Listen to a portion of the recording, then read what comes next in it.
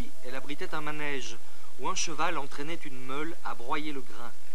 À l'époque, Souvray n'était pas un village, mais une terre qui a fait partie des possessions de l'abbaye de Gembloux de 1040 à 1333.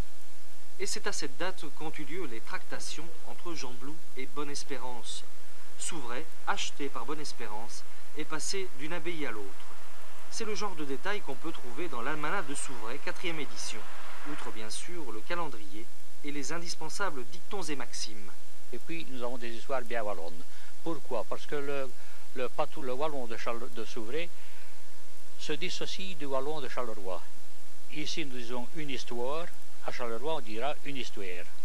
Alors on dit tu, à Charleroi on dit ti, à Souvray on dit vous, on vous voit. Souvray comptait jadis 7 grosses fermes.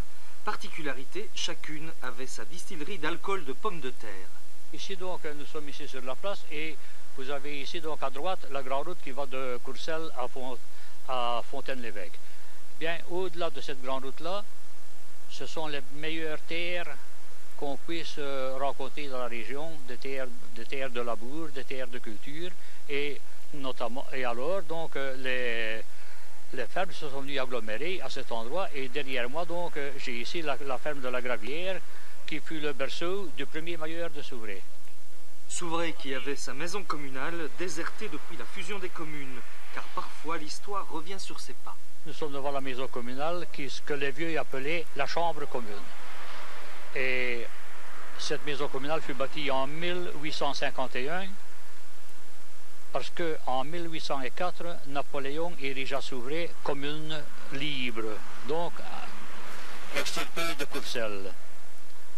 À ce moment-là, il n'y avait ni route, ni école, ni bâtiment public, il n'y avait absolument rien du tout comme infrastructure.